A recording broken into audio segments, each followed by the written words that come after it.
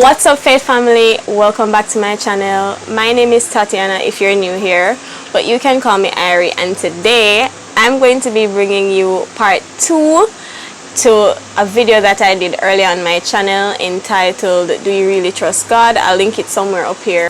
I would definitely suggest that you watch that video before you watch this one so that you guys can just get all of the information, all of the goodness, all the value from that video, and then this would kind of just be like the add-on. So this is part 2 of that video. I know it's long overdue, but trust me, there is not a month that went by that I did not think about doing part 2. So this is it. The first thing I want to start by saying is this is my real hair. Hello. I've been getting a lot of questions about my hair. This is my hair. I really just put it in some perm rods and curl it up, but yes, it is flourishing. Okay, and I don't want anybody to mistake it for a weave or braid. This is my hair. All right, that has nothing to do with today's video, but I just wanted to drop that in. In that last video, we stopped off at verse 3. Psalm 23 has 6 verses, and I did a breakdown with the help of Enduring Word to the first 3 verses of Psalm 23. And so today, I'm going to be doing from verse 4 to 6. Please ignore the background noise. My neighbor is playing some music, and hopefully I don't get a copyright strike on this video, but I pull out the microphone today, so who knows, maybe you guys won't hear it. So let's go. The Lord is my shepherd, I shall not want. He makes me to lie down in green pastures. He leads me beside the still waters. He restores my soul. He leads me in the path of righteousness for his name's sake. Yea, though I walk through the valley of the shadow of death, I will fear no evil, for you are with me. Your rod and your staff, they comfort me. You prepare a table before me in the presence of my enemies. You anoint my head with oil, my cup runs over. Surely goodness and mercy shall follow me all the days of my life, and I will dwell in the house of the Lord forever. Amen.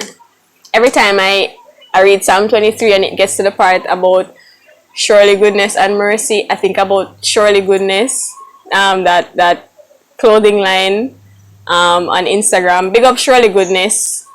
Surely Goodness apparel. Big up with yourself if you ever watch this video. So we're gonna start from verse 4 that says, Yea, though I walk through the valley of the shadow of death, I will fear no evil, for you are with me. Your rod and your staff, they comfort me.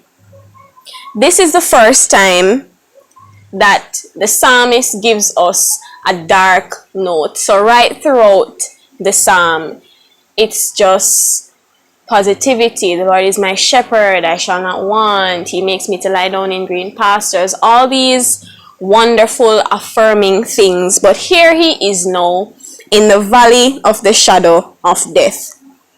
Right? David uses this powerful phrase to speak of some kind of dark, fearful experience that I'm pretty sure all of us face. We all have those days when we are going through some dark experiences. But the interesting thing is this. It is a valley of the shadow of death. An Enduring Word says, it is not facing the substance of death itself, but the shadow of death, casting its dark, fearful outline across David's path.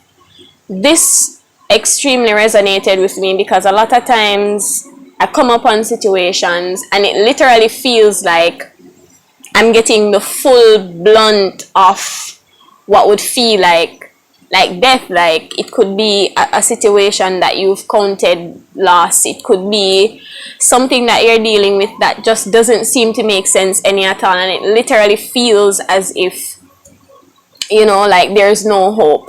But we experience is the shadow of death. David recognized that, right? So under the shepherd's leading, he could walk through the valley of the shadow of death. And it's a shadow and it's a valley of the shadow of death because it's not his destination, which means him just a pass through, right? He's not stopping. He's not booking into a hotel in the valley of the shadow of death. He is just passing through. It's not his dwelling place. This line is especially suggestive when we read this psalm with an eye towards Jesus, which is the great shepherd. So it might feel like, yeah, like this is it. It might feel as if you are literally walking with death itself or walking into death itself. But trust me, with God leading you, the darkness of the shadow might feel real, but God's presence will always supersede, or his presence should supersede every single feeling of death that tries to creep up on you. Despite every dark association with the idea of the valley of the shadow of death, David could resolutely say this because he was under the care of the Lord, his shepherd. Even in a fearful place, the presence of the shepherd banished the fear of evil. If we can truly lean into the fact that God is with us and he's leading us 100% through everything, like, I believe that it can make a difference in all of our lives. And it doesn't matter how old you are, because people face shadows of death at any age and any stage in life. But guys, trust God and trust that he is taking you through it. The rod and the staff comforts David. These instruments or instrument of guidance were a comfort to David. It helped him even in the valley of the shadow of death to know that God guided him even through correction. It's a great comfort to know that God will correct us when we need it. So God is with us, but he's not going to allow us to just fall out of line. And no matter what it takes, God will make sure that we get to where we need to be to make sure that we trust him. God cannot lie on this. He cannot. It is impossible for him to lie. So it might feel different from what it is, but if David, a man that was being sought after, right? These people wanted this man's head, right? If he could have gotten to a place where he's saying, you know, God, you know what, God, it doesn't matter what is happening right now. Like, I am going to choose to trust you. I think we can do the same. So we're going to go down to verse 5, and it says, you prepare a table before me in the presence of my enemies.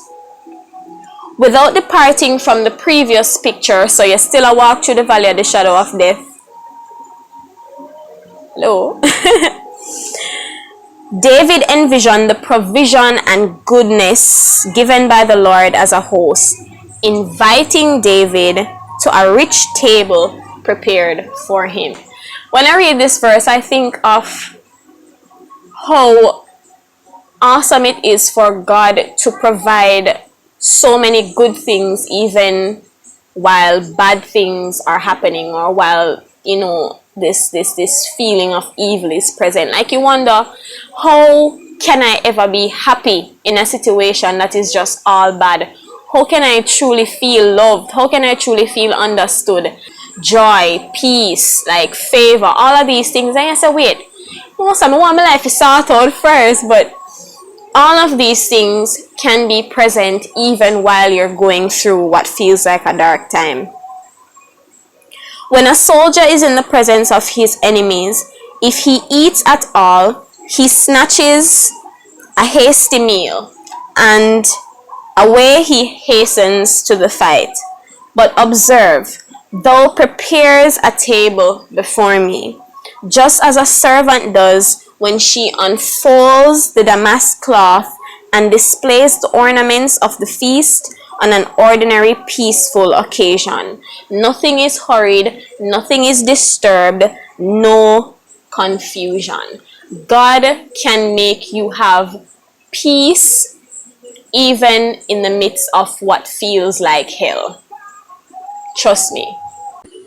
Peace is a flag flown high from the castle of my heart, that the King is our residence there. Moving on to verse 6. Surely goodness, because surely goodness. Surely goodness and mercy shall follow me all the days of my life, and I will dwell in the house of the Lord forever. The whole scare brings the goodness and mercy of God to David. He lived in the faithful expectation of it continuing all the days of his life. God will not just give you goodness and mercy on the days when you feel adequate, or in the days when you feel like you're doing your best, or in those days when you feel like, yeah, I can do this thing.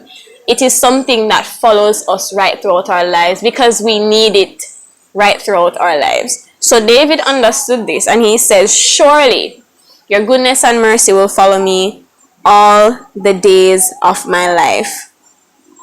These twin guardian angels, and this is by Spurgeon, says, will always be with me at my beck and at my back and my beck.